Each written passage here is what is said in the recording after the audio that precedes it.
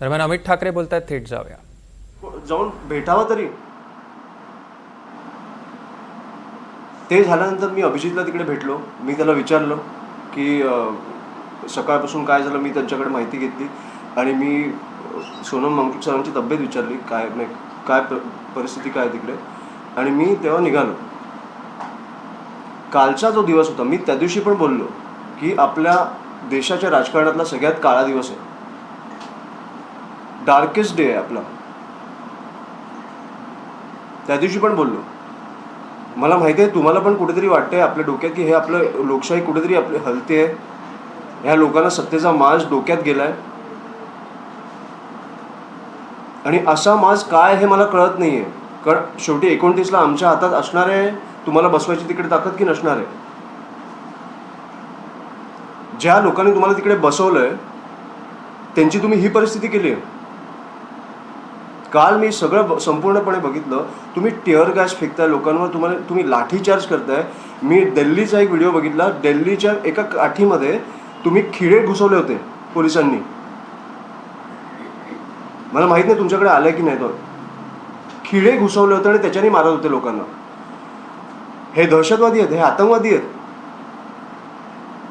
नीटच्या paper लीकमुळे 20 मुला मुलींनी आत्महत्या केली आहे. त्याच्यासाठी हे सगळं चालू आहे. त्याला तुम्ही खिळे घुसवून लोकांना मारताय.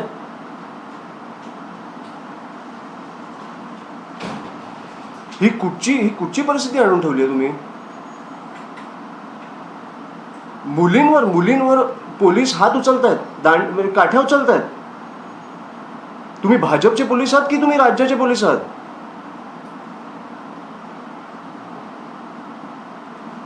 ज्या तुम्ही निवडणुकीला ज्या वेळेला तुम्हाला लाडकी बहीण सुचते, ती गेली लाडकी बहीण फक्त तुम्हाला प्रश्न विचारला म्हणून.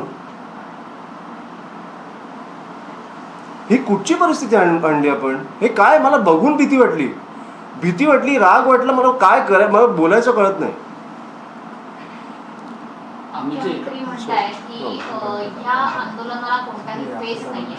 कोण बोललं.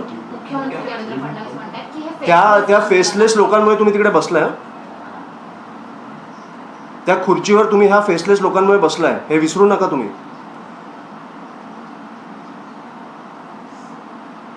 जसे तुम्हाला बसवू शकतात तसे उचलू पण शकतात.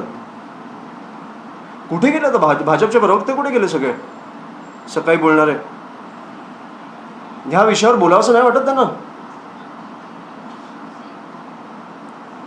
नीच राक्षसी प्रकारचं राजकारण चालू आहे. खूप भीषण चालू आहे हे. तुम्हाला माहिती आहे. तुम्ही आणि इन जनरल मला वाटतं की सगळे पक्ष सोडा, सगळे राजकारणी सोडा, पत्रकारांना जरी फ्री हँड मिळाला ना तुमच्या डोक्यातल्या गोष्टी दाखवायला, तुम्हाला जे पाहिजे ते दाखवायला, तरी तुम्ही त्याला घरी बसवा. हा मला माहिती आहे तुम्हाला फ्री हँड नाही आहे, तुमच्यावर प्रेशर आहे, हे मला माहिती आहे. पण हे खूप नीच प्रकारचं चालू आहे काहीतरी. एकंदर पाहायला गेलं सगळ्यात महत्त्वाचं की आंदोलन दिल्लीलाही सुरू आहे, मुंबईतही सुरू आहे. पण जिकडे आंदोलन करायला गेलं तिथंच लोकांना उचललं जात आहे. तर आंदोलन आपण सर्वसामान्य दिल्लीचं तर मी तुम्हाला विकृती सांगितली. मुलींचे कपडे फाडले, काठ्यांमध्ये खिळे ठोकून लोकांना मारले, टिअर गॅस फेकलाय. आणि हे पार्लमेंटच्या बाहेर जिकडे पंतप्रधान आत होते. मुंबईचं मला फक्त एवढंच बोलायचं, महाराष्ट्राचं एवढंच बोलायचं की पोलिसांनी कुठेतरी सहानुभूती दाखवावी. तुमच्यावर प्रेशर आहे मला माहिती आहे. पण तुम्ही जेव्हा आंदोलनास्थळी जाता तुम्हाला कळलं पाहिजे की तो आतंकवादी नाही आहे. हा एका विषयासाठी भांडतोय. त्याच्याशी कसं वागलं पाहिजे, की कसं काय केलं पाहिजे.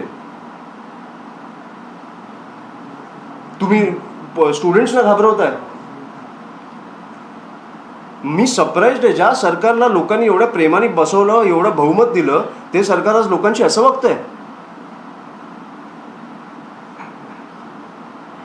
नीच हे आता मी तुम्हाला सांगतो, हे अख्ख्या देशभर पेटणार. हे शांत बसणार नाहीत लोक.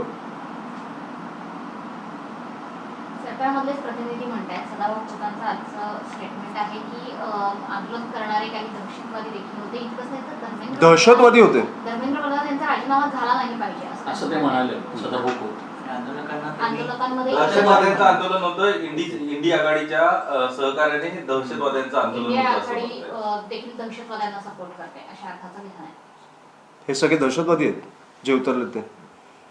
म्हणजे तुम्ही चुका केल्यावर तुम्हाला प्रश्न विचारणारे सगळे दहशतवादी आहेत. मला हेच कळत नाही. पुरावे द्या, आम्हाला पुरावे पाहिजे. दहशतवादी तर आमच्या आजूबाजूला टेररिस्ट चालतात, आम्हाला पुरावे पाहिजेत. मुख्यमंत्री मला पुरावे पाहिजेत. आता ह्याच्यापुढे तुम्ही क्वेश्चन चेंज नाही करू, मला पुरावे पाहिजेत. त्या जो माणूस बोललाय ना त्याच्याकडनं मला पुरावे पाहिजेत की हा माणूस दहशतवादी आहे. दहशतवादाचे पुरावे तर आपल्याकडे असणार ना, तुम्ही त्यांना एवढं लेबल करताय. मला पुरावे पाहिजेत. जो माणूस आपल्या बाजूला फिरतोय तो दहशतवादी असेल तर आपल्याला भीती वाटली पाहिजे. काय नीच प्रकारे तुम्ही काय लोकांना लेबल करताय दहशतवादी म्हणून, जे लोक तुम्हाला प्रश्न विचारतात. मुख्यमंत्री असं म्हणतात की काही जणांचा हेतू चांगला असू शकतो आंदोलन करण्यामागचा, मात्र या मागे अराजकता पसरवण्याचा प्रयत्न या आंदोलनामधून केला जातो. कशी काल ज्या प्रकारे हं. चैत्यभूमीला जे काही काय सायलेंट प्रोटेस्ट होता, मी बघितलं ते सगळं. शांततेत प्रोटेस्ट चालू होता. काय त्या मुलांनी काय केलं? पोलिसांवर हात उचलला किंवा काय केलं? मला वाटतं पोलिसांनी पण काळजी घेतली पाहिजे थोडी या मुलांची. 20 लोक गेली आहेत, त्याच्यासाठी अख्खा प्रश्न उभा राहिला आहे.